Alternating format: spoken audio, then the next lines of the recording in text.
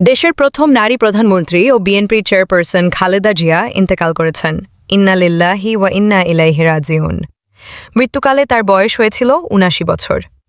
মঙ্গলবার ৩০ ডিসেম্বর ভোর ৬টার দিকে রাজধানীর এভারকেয়ার হাসপাতালে চিকিৎসাধীন অবস্থায় তিনি শেষ নিঃশ্বাস ত্যাগ করেন বলে নিশ্চিত করেছেন তার ব্যক্তিগত চিকিৎসক অধ্যাপক এজেডএম জাহিদ হোসেন।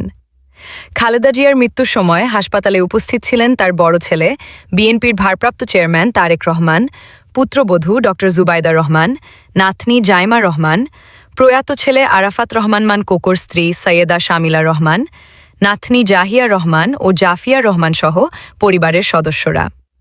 এছাড়া বিএনপি মহাসচিব মির্জা ফখরুল ইসলাম আলমগীরও সেখানে উপস্থিত ছিলেন।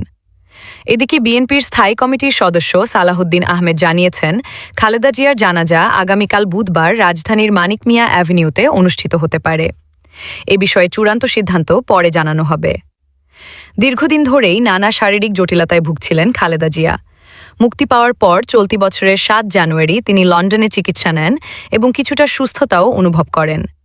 তবে বয়সজনিত জটিলতা ও দীর্ঘ রোগভোগের কারণে তার শারীরিক অবস্থা ধীরে ধীরে অবনতি ঘটে। সর্বশেষ গত ২৩ নভেম্বর গুরুতর অসুস্থ অবস্থায় তাকে এভারকেয়ার হাসপাতালে ভর্তি করা হয়।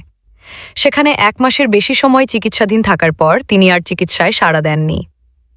দেশনেত্রী ও আপসহীন নেত্রী হিসেবে পরিচিত খালেদা জিয়ার মৃত্যুতে দেশের রাজনৈতিক অঙ্গনে গভীর শোকের ছায়া নেমে এসেছে।